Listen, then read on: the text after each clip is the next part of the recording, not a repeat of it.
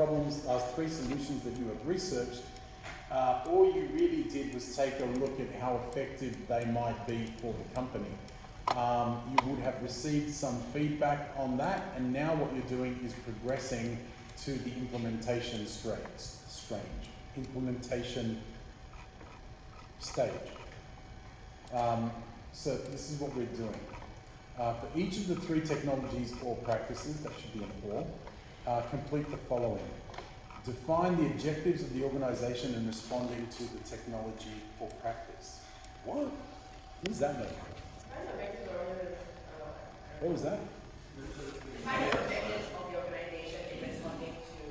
Oh, okay, so the organization is to respond to... It's a stupid sentence. The whole project one, every week is a new screenshot of this work. What does this mean? What is this question? Is that right? Yeah.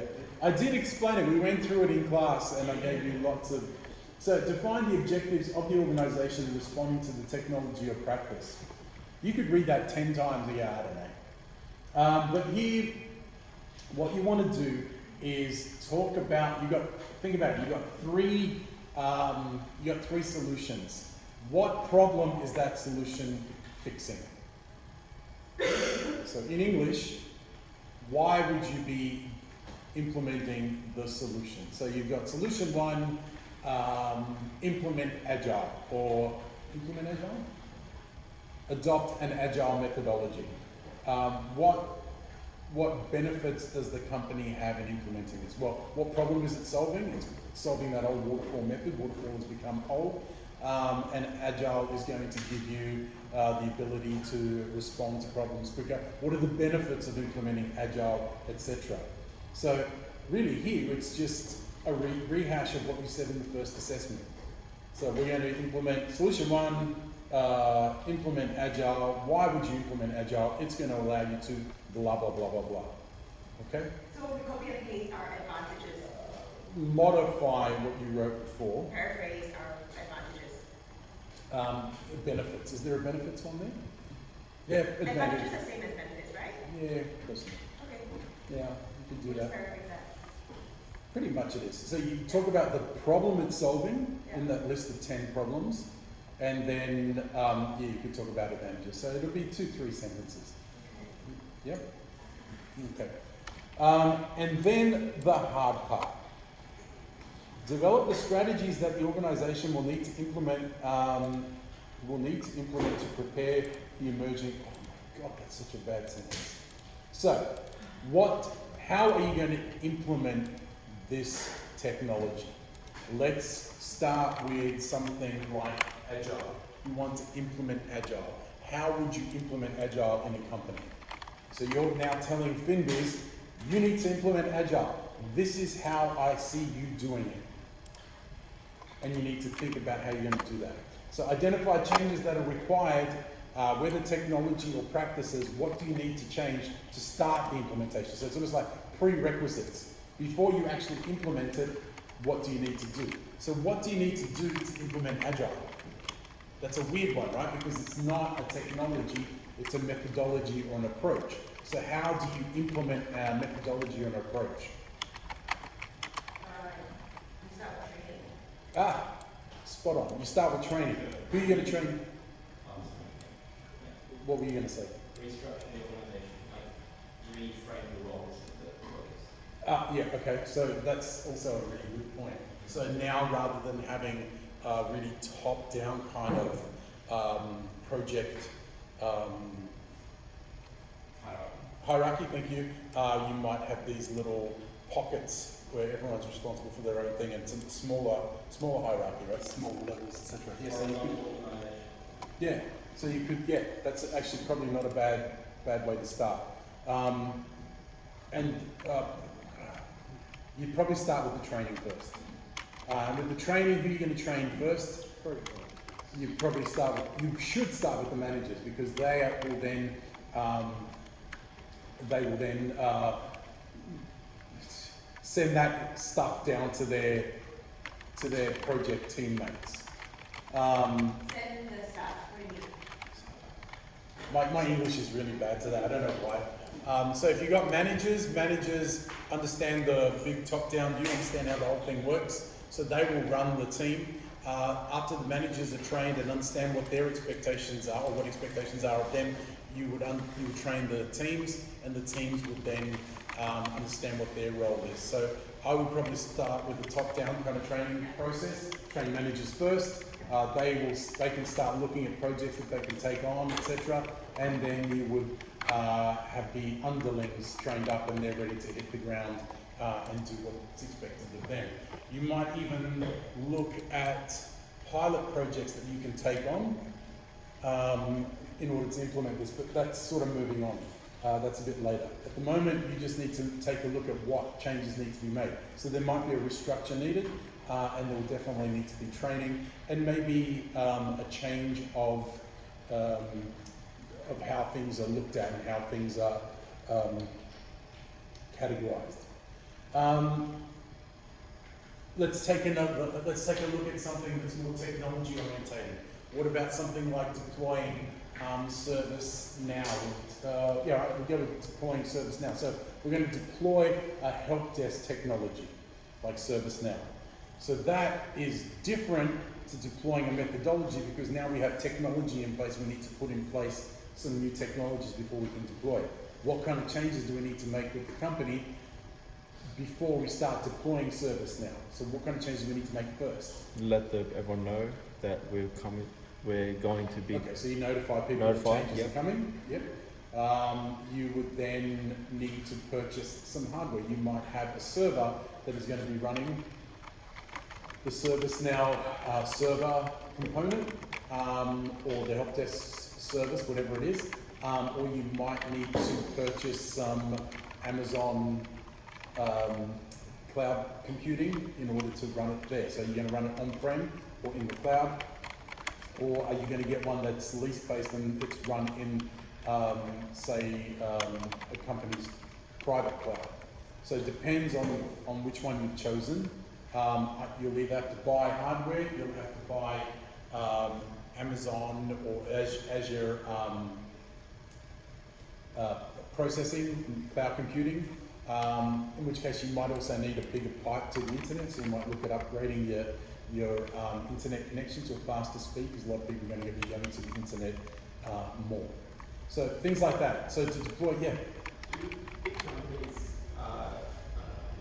IBM, do they just pay for NBN like everyone else, or do they have their own kind of private systems? Yeah, that's a good question. AWS, Amazon, internally has their own private links and stuff, but I'm imagining that they've got, I don't know if they're paying for it NBN, I think they've got bigger pipes than that, but it would be through an ISP, they wouldn't have their own private links. I don't think, that's a really good, I don't know. Are you asking if they have their own internet? Yeah, well, they would like have a big manufacturer would buy like gas in bulk. Yeah. Straight from like the gas wells. Yep.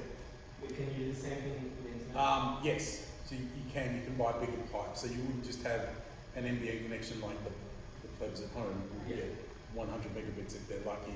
These guys are buying multiple pipes that are connected. And by pipes I mean links, and they'll have much bigger, so they could have terabit connections to the internet. So it'd be very similar to an ISP buying connections. They're just buying more. So you've got NBN that's the wholesaler, and they'll just buy lots from the wholesaler. But they can buy directly from NBN without going from ISP? Should be able to, yeah. If they're big enough? Yeah, because it costs money, it's cost more than. I mean, you could set up a company, become an ISP, and say, I want to buy some links. Yeah. And you could probably go straight to NBN and say, this is what I want.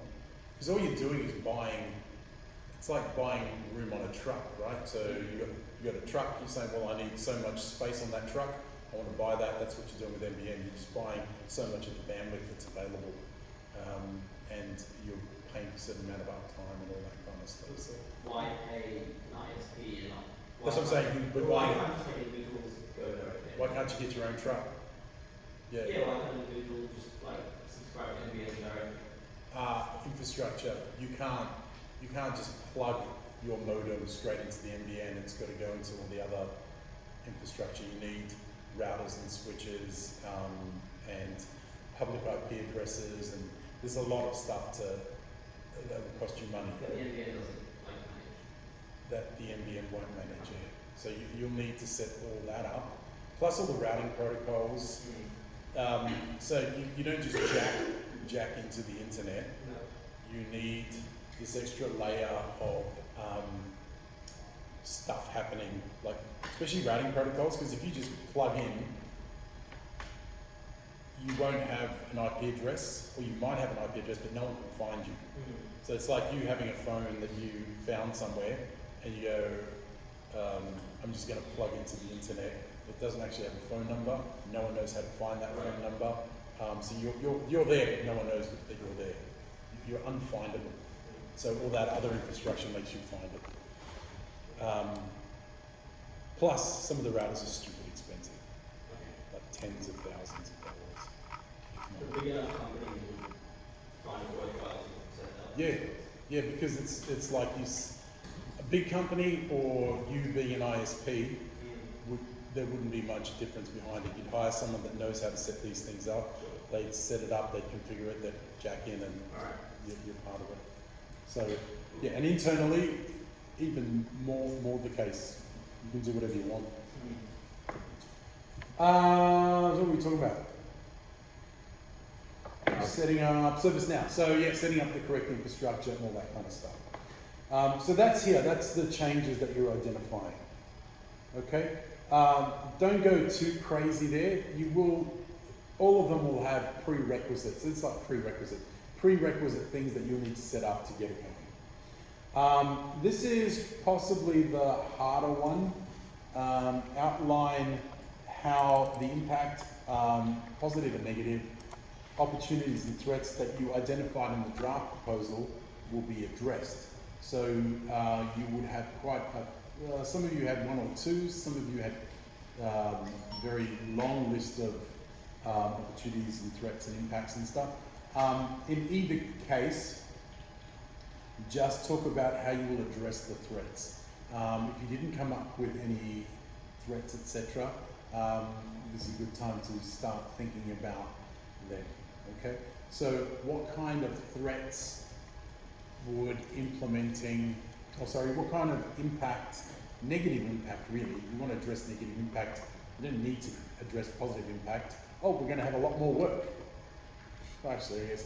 We're going to have a lot more work, we're going to be making a lot more money. Well, hire more people. What kind of impact will implementing Agile, for instance, have on your company? More. The projects would never seem to end. Yeah, so you have those never-ending projects. So in that case, you would have some kind of, you would have to change your approach to projects and change your approach to think about when you're being successful in your project. How do you define, change the definition of a successful project. What about negative, that is a negative impact. Any other kinds of impacts? Positive or negative, or just negative? Of any kind. It because the high periods of intense work, being agile, can be stressful for employees. Stressful for the employees, so you would come up with a way to deal with that. Yep.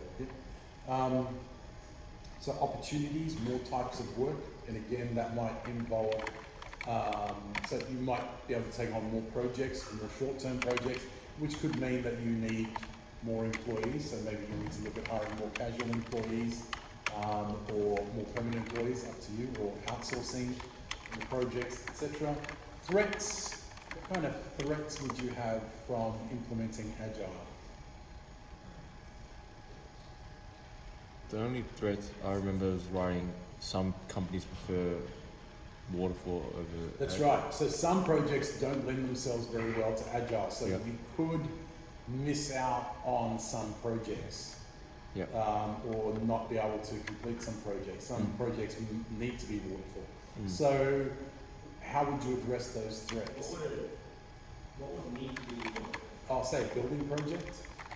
Building, yeah, if you're building a skyscraper, you can't really do a skyscraper as lots of little projects. Programming. Programming, most of those can be. How many programs? You wouldn't program either this or that. You wouldn't hire a steal a car. You wouldn't what? You wouldn't steal a car. You wouldn't steal the car. Like with this old DVDs, you Yeah. take one of these players. Yeah. You wouldn't. You wouldn't program a skyscraper. I think big monolithic things might need to be more waterfall than Creating from scratch. yeah. Not necessarily. No. I think waterfall is appropriate when you have a lot of the factors are known and unchanging. Yeah. And there's a lot of control over those factors.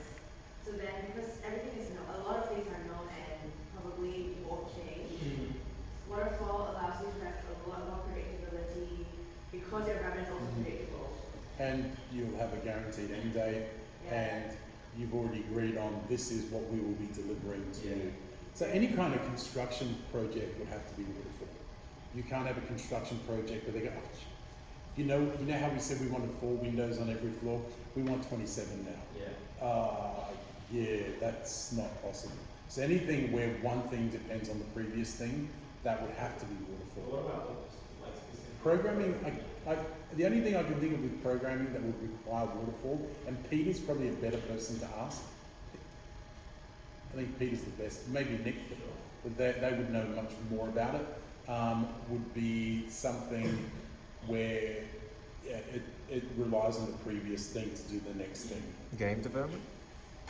Maybe game. What about say when you keep updating games? what about when you Yeah, but you have to get Move the first from- one out. on-prem to cloud? Yep. That would be very good for waterfall, right?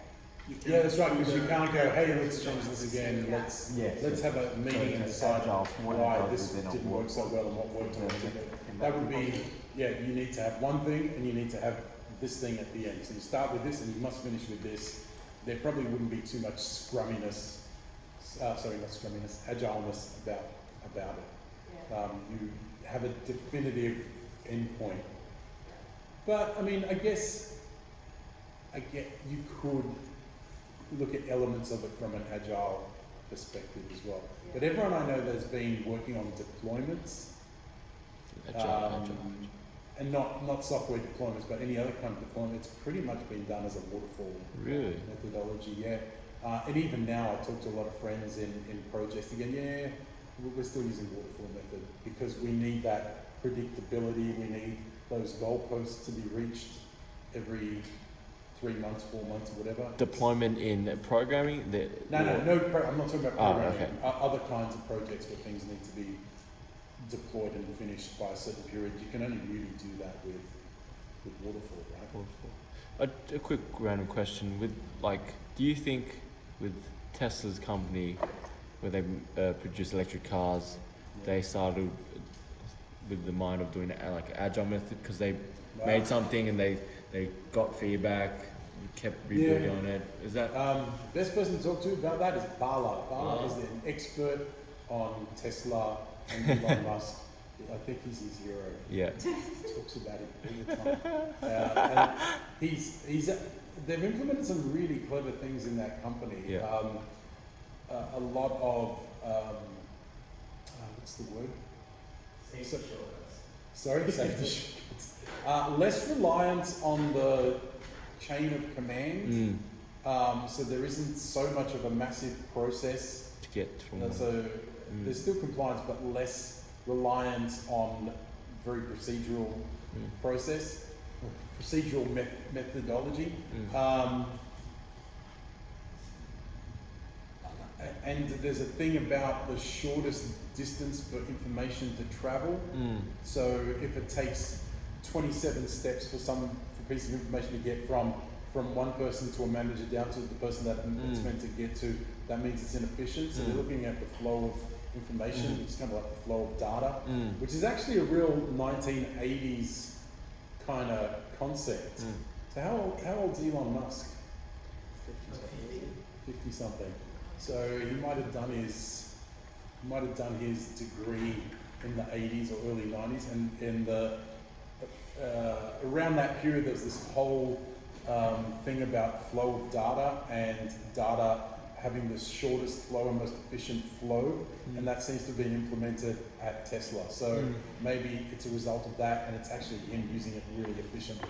So there's a lot of cool things like that. Are they using it agile? Don't know. I imagine there's a lot of projects where they are. Do you want to be using agile development when you're launching a rocket into space? Don't know. Yeah, good point. Maybe.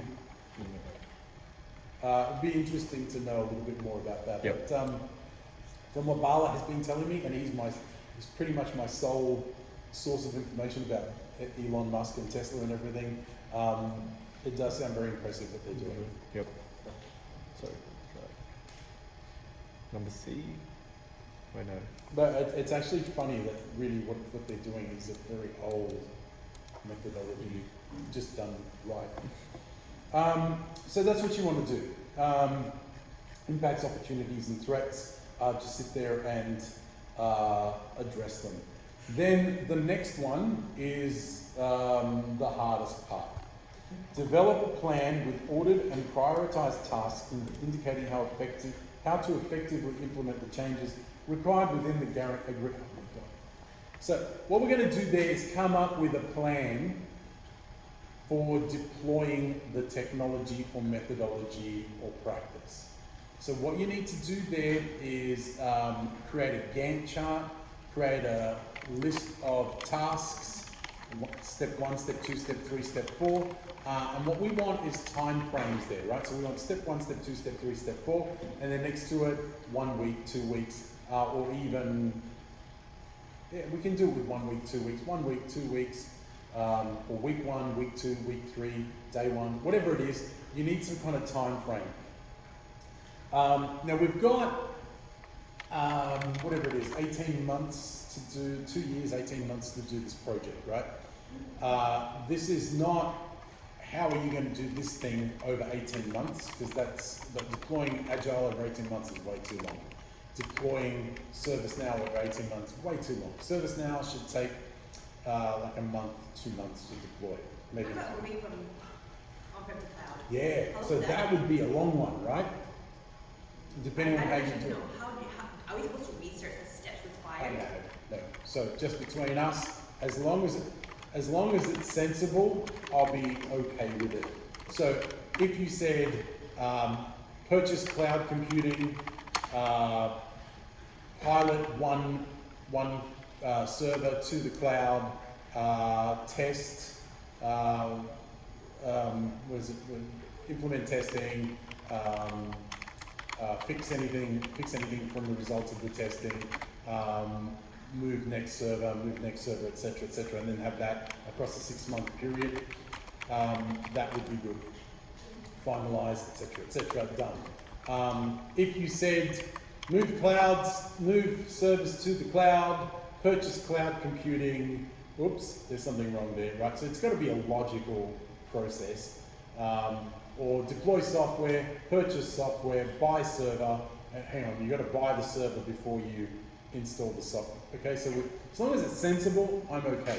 You don't need to be experts in this thing, but you do have to understand some of the elements that are involved, just not nitty gritty. That's going to be the people on the shop floor that are going to take care of that. Okay, so as long as it's sensible. Same thing with Agile. How would you deploy Agile? Well, you would send managers to training, send staff to training, do a pilot test, see if that works, run a project, run a project with Agile, get some feedback from that, deploy another one, and then slowly move across to Agile. That's it. Deploying some of the other things, if they're technologies, just think about where the technology is. So if we're deploying Office 365, that's cloud-based already, so it would just be a case of investigating, purchasing the licensing, arranging for them to do all that kind of stuff, and then migrate data.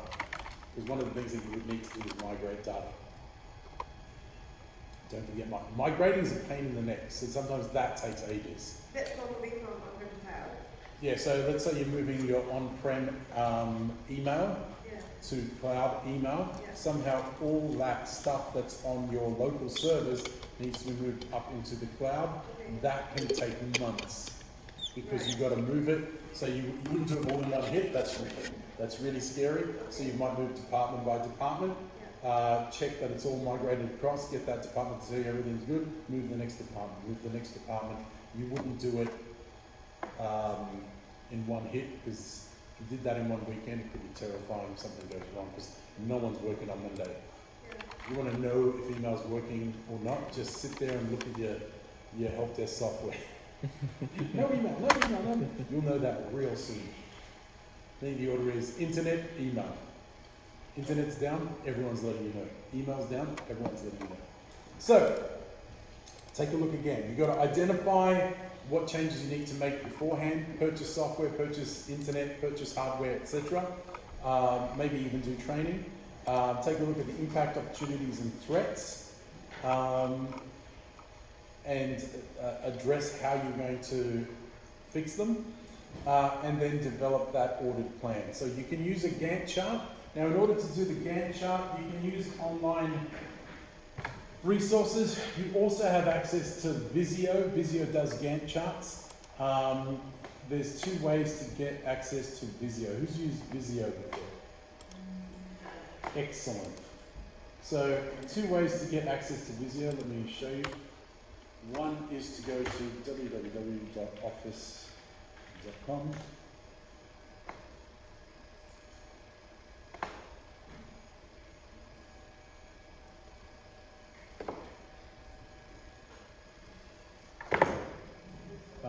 And in office.com, if you look up here under apps, so you got Outlook, Teams, blah, blah, blah, but up here in apps, if you click that, you should have access to Visio. If it's not up here, then you click all apps, and it's down here.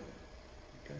So Visio is pretty much industry standard these days for any kind of graphical stuff.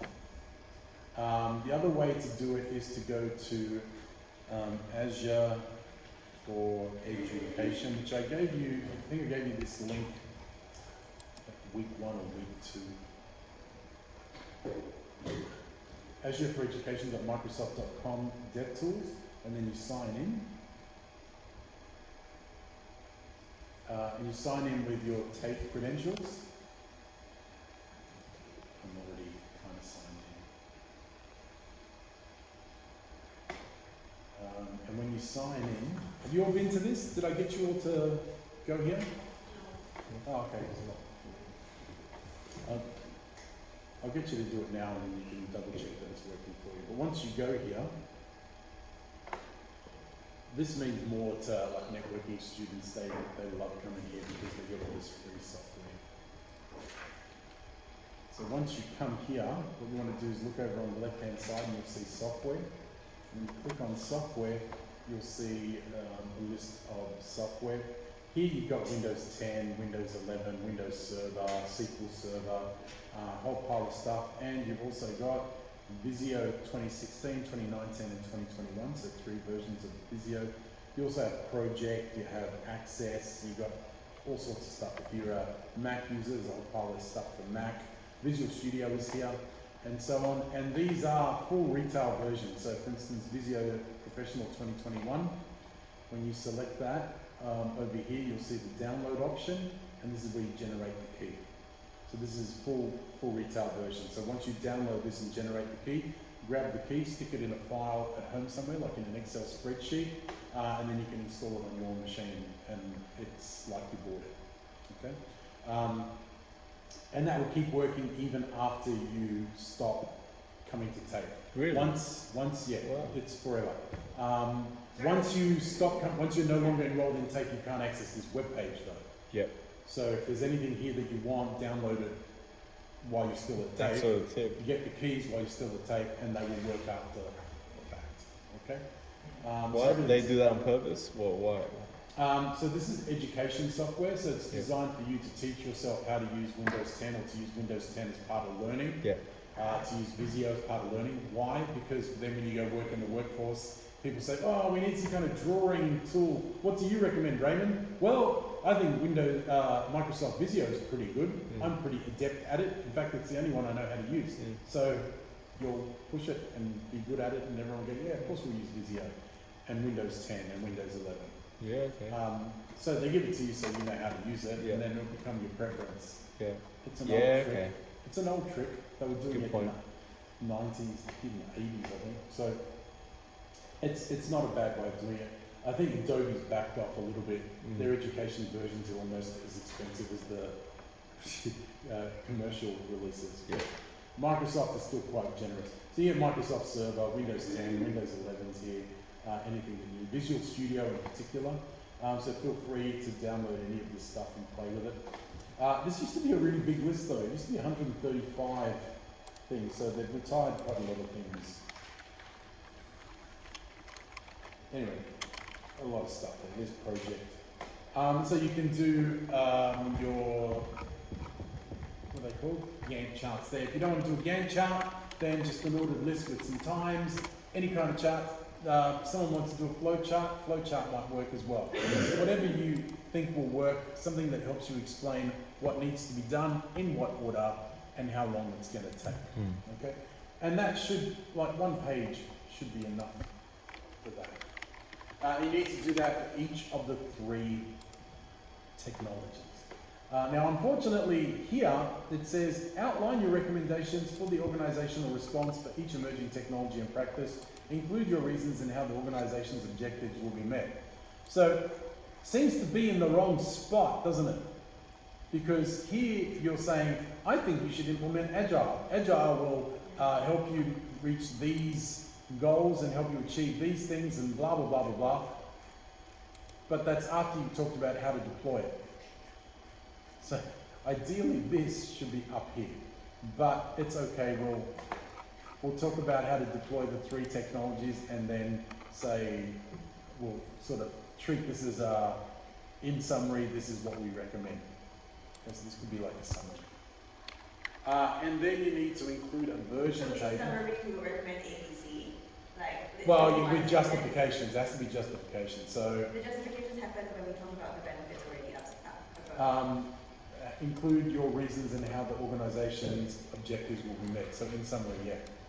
In summary, what this would be is that thing from your first proposal where you say, in order to address the problem of having too many licensed servers on the premises, we recommend that you implement cloud-based servers. This will, and then some of the benefits. Yeah, there's a lot of repetition. That's what we're saying in part 1.1, right? Yep, yep. So just treat this as a summary. Okay, cool. Yeah. So in summary, we recommend the following, and then just two sentences, 3 sentences per thing, just regurgitating what you said above. Okay? Tons of repetition, but I'm putting it to receive this report. Hmm? I'm putting it to be the person receiving this report. yeah, I hate you as writing. Actually, both. Yeah. Yeah. I don't envy your position either. So I've got to read. Yeah, I've got to read so many. 30. We only have to write it once. And you can tell the ones where people just, you know what, I'm done, I don't want to look at it again. And then you get again, oh, why didn't you review it? Yeah. But I understand, you get sick of looking at it. Alright, so I've got a game plan for you, so don't worry. And then down here, just a version table. So this is for your version control. Which version of the report is this? Okay. Okay. So that is your report. Not as bad as the last one. That's the entire report. Doesn't have all those parts that the other ones did with even more meaningless questions, right? Okay, so moving down, present your strategy. So this is the presentation that you're going to do. This is going to be done in 2 weeks' time. Okay, so I thought we weren't doing it. We're not doing that last one. This is the one we're going to do. It's going to be a 10-minute presentation. I will guide you through how the presentation needs to work. Okay, so I'll run through that in a minute. There's all this stuff here, but don't worry about that. Basically, just do your presentation. When you do your presentation, I will give you feedback on your presentation. You'll be talking about the 3 technologies and what problems they fix, and then how you're going to implement them, okay? And I will comment on both things and give you some feedback, okay? So the presentation is about 10 minutes. The feedback will take between 2 and 5 minutes, depending on how good or bad it is. And then you'll take notes at that point. And then what will happen is that we will have part 3.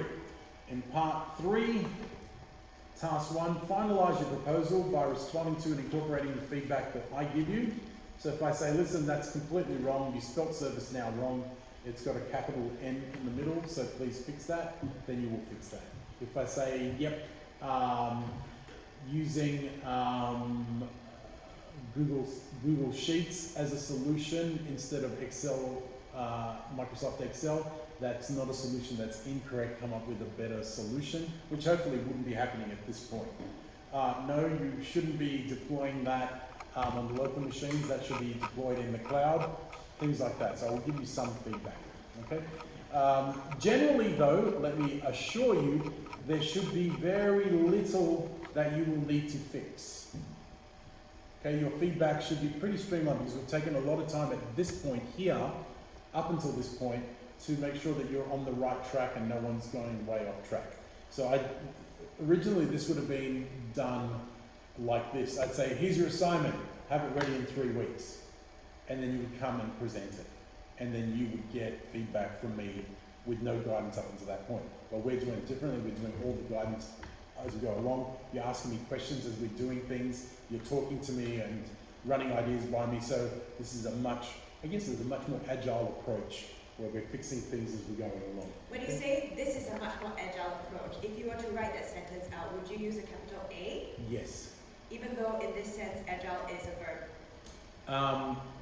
But I mean agile. No, We are doing it in a it's a proper noun. So we're using the approach that you would in agile. So when I say agile approach, it's using a noun in a descriptive. No, but it's not agile like we're being agile. Okay. It's agile as in, it would be like me saying we're using a Microsoft approach to this. Yes, I agree that in that case that would be a capital M. But if you say a much more Microsoft approach, Yeah. that actually doesn't work. But then if you say it's a much more agile approach, that could be A with It capital could A, be. or small. That's right. Could be small if I was just saying, hey, we're being agile. But if we're using an agile approach, Okay. I mean, and okay, let's put it this way. The meaning of the sentence Yes. will be determined by whether that is a capital A or a little a.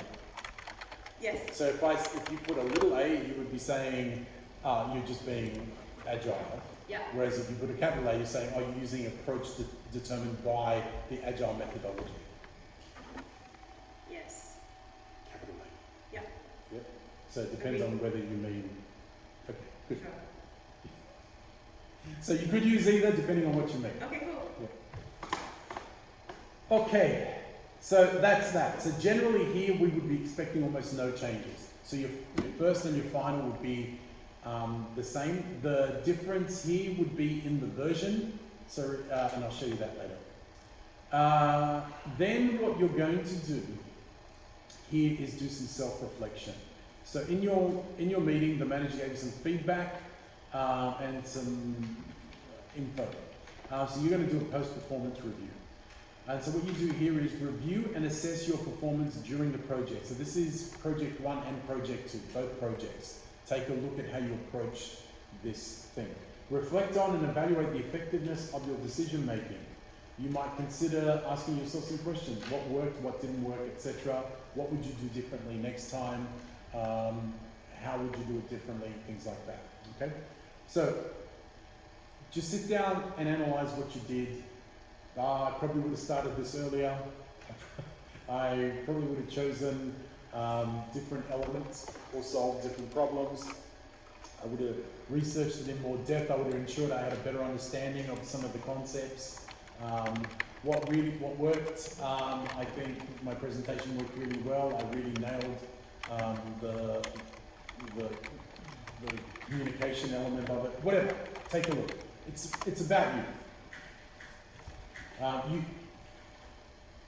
If you think everything went perfectly, then specify what you think went best, and then discuss those elements. And then ask for a pay rise. Hmm? And then ask Ask for for a pay pay rise. rise.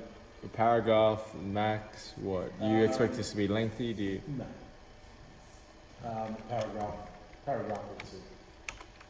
Consider how you expressed your personal values, the way you behaved, and any assumptions you made, what effect this might have had on the people you interacted with. So this one seems weird when you first start thinking about it, but we've all got personal values. Could have even been personal values in the projects that you chose, because you had a bunch of projects to choose in there, or solutions, let's say. It could be that you hate Microsoft, and so you went for non-Microsoft solutions. Could that have given you some kind of problem? Or that you are very pro-Microsoft, and so ignored any non-Microsoft solutions. Are you pro-cloud, and then so think about the things that you prefer over others and how that may have affected your decision making. Think about assumptions that you made. We have made assumptions. Maybe the company is happy using Excel for their solutions. Although you wouldn't be. Maybe you assume they had a lot more money to spend on these projects than they did, and you've gone for much more expensive solutions than you wanted to. Maybe you've gone with AWS because that's the one you're familiar with, but some smaller cloud providers could have provided a better solution. Okay, so a lot of things. Just take a look at your project. There will be assumptions in there, or maybe personal values. Identify areas where you can develop further by incorporating the feedback you received. So that could be as part of your presentation. Maybe I should work on my presentation skills. Maybe I should work on my communication skills. Maybe I should work on my research skills, and so on. There's a ton of things that you did, so that anywhere there could be room for improvement. And if you don't believe there's anywhere that you can improve, then lie and pretend that there is somewhere. Just find a couple of areas where you can improve. Develop a plan for improving your performance on future evaluations. Identify at least 3 activities to improve your professional development. So, tons of stuff here that you can do. You can enroll in courses, you can practice doing stuff more, you can work with a mentor, etc., etc. Go and enroll with Toastmasters to increase your presentation skills. Has anyone heard of Toastmasters? Yeah. Okay, so Toastmasters are a group that you can, they meet weekly or monthly, I think it's monthly. They meet monthly, you go to their meetings, you pay your $3 or whatever it is to attend the meeting, and they teach you presentation skills. And the best way to teach people presentation skills is to get you to present. So each time you turn up, they get you to do some level of presentation. So Have you done it? Me? Yeah. No, I want to, but I just can't find the time. And then I don't want to sort of start at the beginning, because the first one is like, get up and do a 2-minute talk about yourself. And then they critique you, go, so you do a lot of umming, and I know I do a lot of umming, but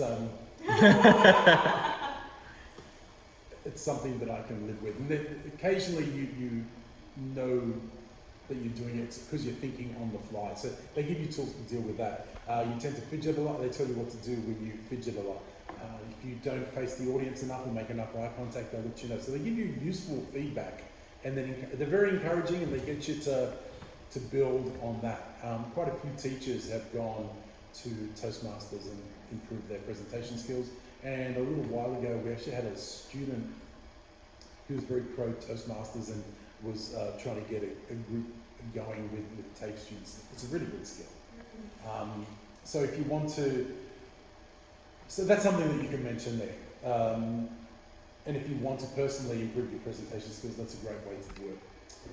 The other things you can do, enroll in courses, do more research, volunteer for other projects, etc. So whatever you think, I'm just giving you ideas.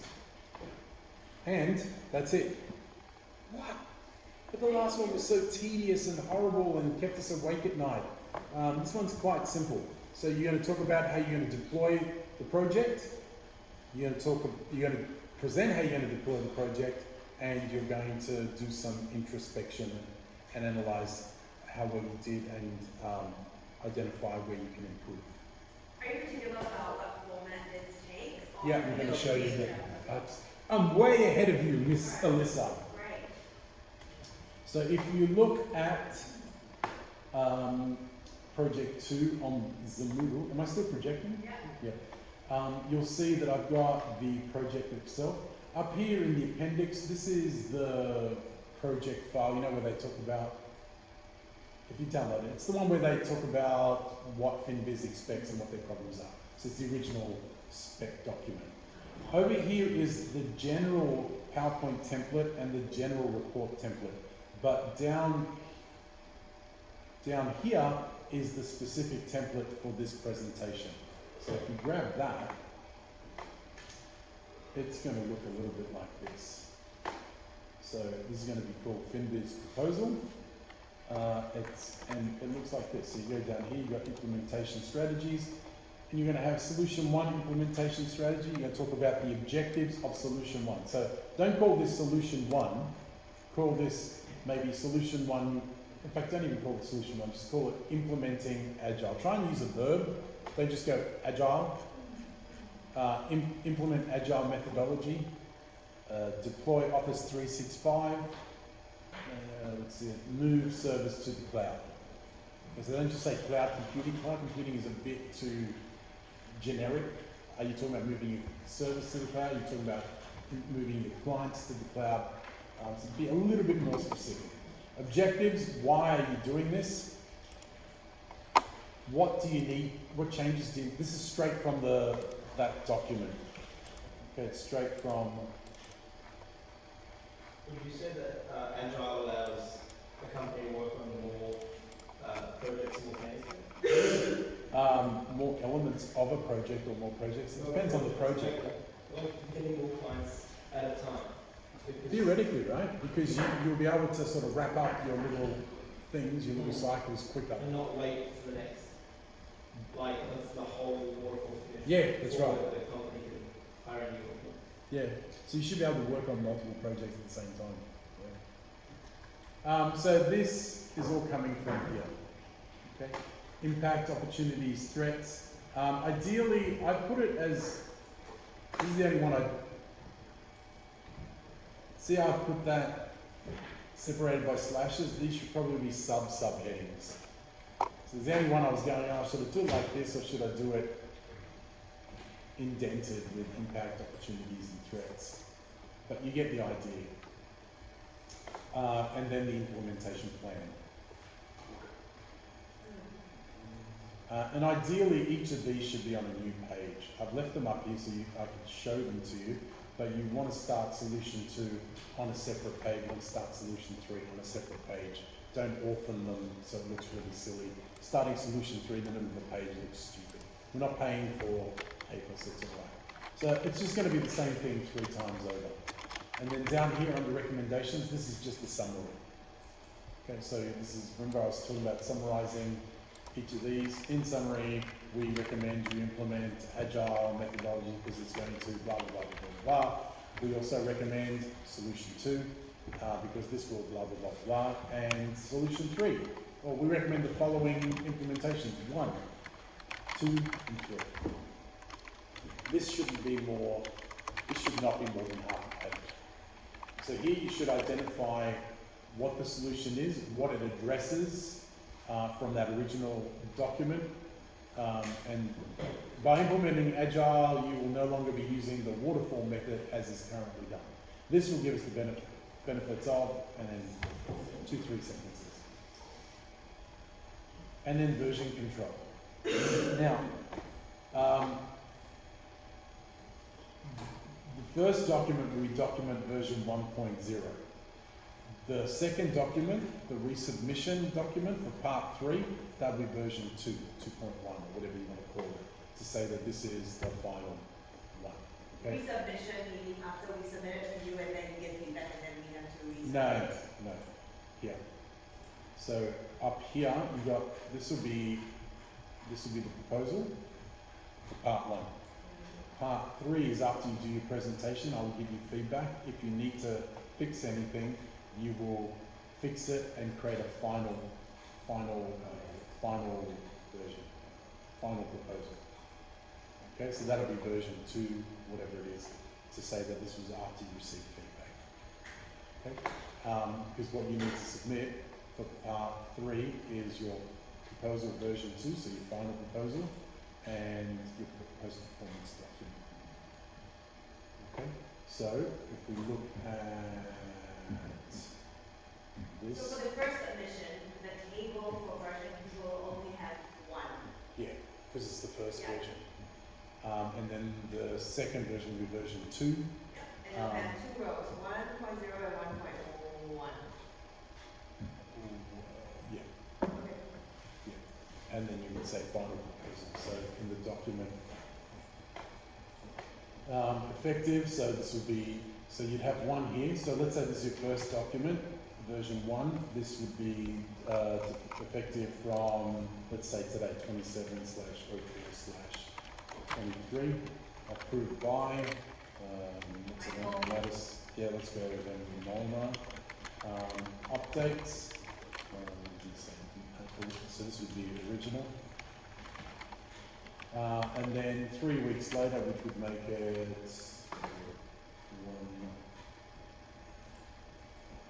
2, 3, 18, 5th.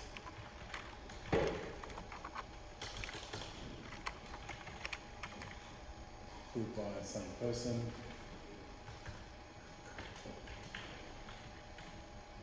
Final.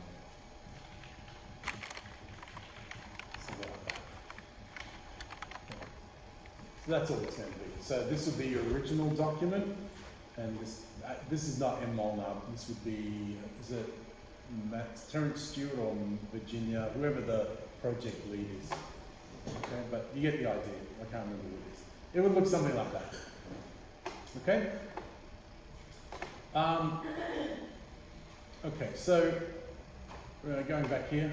So you've got the original document, you've got the PowerPoint slideshow. Now for the PowerPoint slideshow, it's really based on the report that you're creating. So your proposal will determine what that looks like. And if you take a look, I've got a slideshow design for you. If you follow it generally, you shouldn't have too much of a problem. It's going to have about 16 slides. You could almost have, 16 slides. Introduction, so it's going to have your name on it, and the topic will be FinBiz proposal, the proposal for FinBiz. It's got to have the word FinBiz and a proposal in there. And then over here, you're going to summarize your recommendations. So these are your 3 solutions. Okay, so we're recommending recommendations, solution 1, solution 2, solution 3. Then what you're going to do for solution 1 is talk about those things. Now these are straight out of your report. So you'll have 3 to 4 slides here. You can break that up however you want. And you wouldn't just have objectives, but under objectives you'd have some stuff that you're going to talk about. Okay? Then solution 2, what you're going to talk about. Solution 3, what you're going to talk about.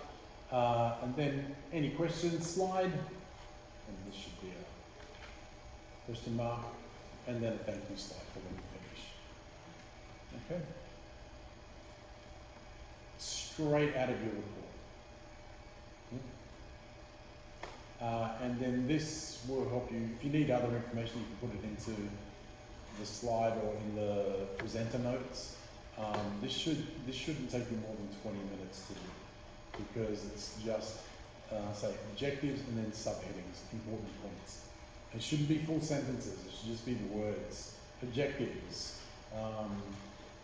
mobility, or mobile, it's called remote work, collaboration. And that's all it should be, just the word, collaboration. This solution will help us collaborate better, blah, blah, blah, blah, blah. This solution will be good for mobile workers or remote workers because they can work from home and collaborate, etc., etc. So it's just the thing that you're going to talk about. And that will make it easy for you to do this in 10 minutes.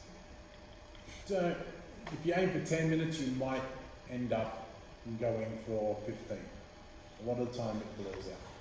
Okay, so that's your design. I didn't give you a fully functional template because this will only take 20 minutes to transpose. It's coming from your report. Okay, so that's your slideshow design. Did I show you this, the project? I did, didn't I? Yeah, so I showed you that. And what do you need to submit? That's here. So really, you just need to concentrate on the assessment itself. You don't need to worry about what should I do here, what should I do there. But this is what it looks like. You need 5 files.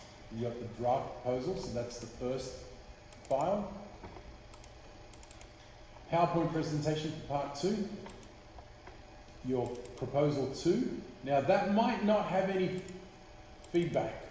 So you might not have implemented anything from the feedback because it was perfect the first time. You still need to present it. Just submit it as the final version. So you might not have changed anything. The only thing you have to do is at the end in the version control, mention that this is the final version. Okay? So if I don't tell you to change anything, the only thing you need to change is the version, that final extra line. Okay? Then the post-performance review. So answer the questions, and this should be a Word document, just a Word document with part 3 post-performance review. And then you need to submit the cover sheet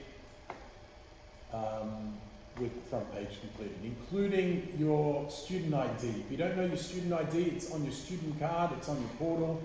People are leaving out their student IDs. You need to put your student ID, and it needs to be signed. So all up, there's not that much work to do, say 3-4 hours altogether with all that. Okay? So we're going to do the presentations in 2 weeks. Next week we're doing the what's it called, the skills test. That's going to take most of the lesson. There might be a bit of time left for you to work on some of this stuff.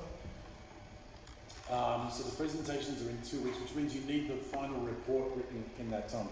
If you've written the final report, if you've written the draft proposal, this thing, writing this thing is 20 minutes worth.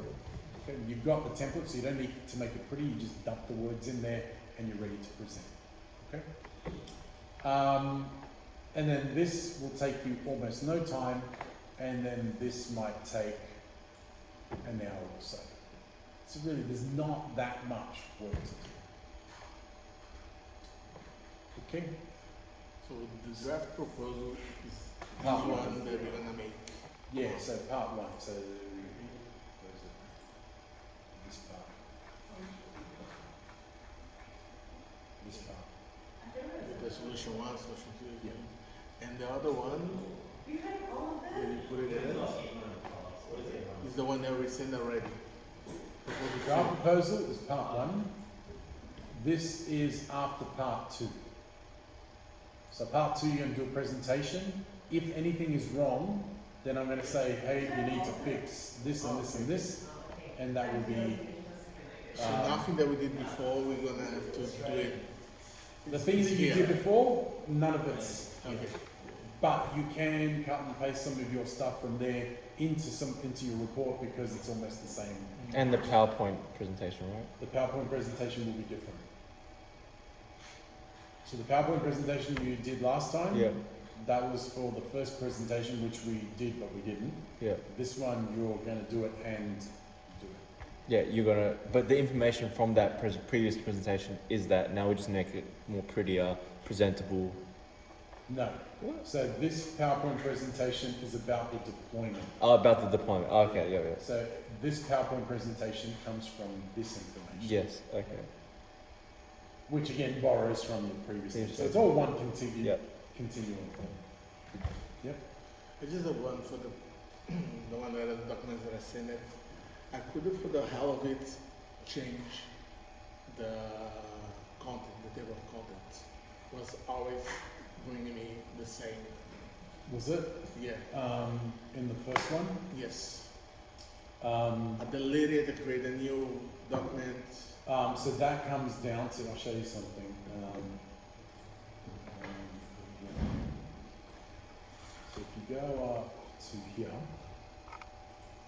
if you go down, so if you go here and you do the update table content, it's gonna, okay, so it does that, right? It didn't change. No. Now, if I go over here and say with solution one, this is the problem. With solution one, you go over to, where is it? Styles, yeah. So we go to styles. If I change that to heading to list, so it does this, and then I go back up here, and I say update table, solution one disappears. So it doesn't put the lists into the table of contents. So you need to change this from a heading list, see heading to list, to just heading to. Well, I did delete everything and put it Yeah, I know, but it's- again. It's still- not about deleting table of contents, it's how this is defined. If it's part of a list, it won't go into the contents. So if you go here, it's annoying that they've made them all list versions rather than proper versions. If they're just different headings, it will actually put them there. Does that make sense? Let me see if I can do it here.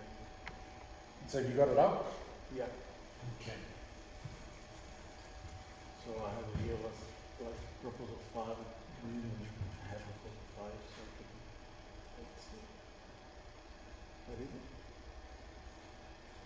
So it's there. Did you manually put it in? So it's all there. Yeah, no, but proposal 5 is here. I don't have But this. this fine.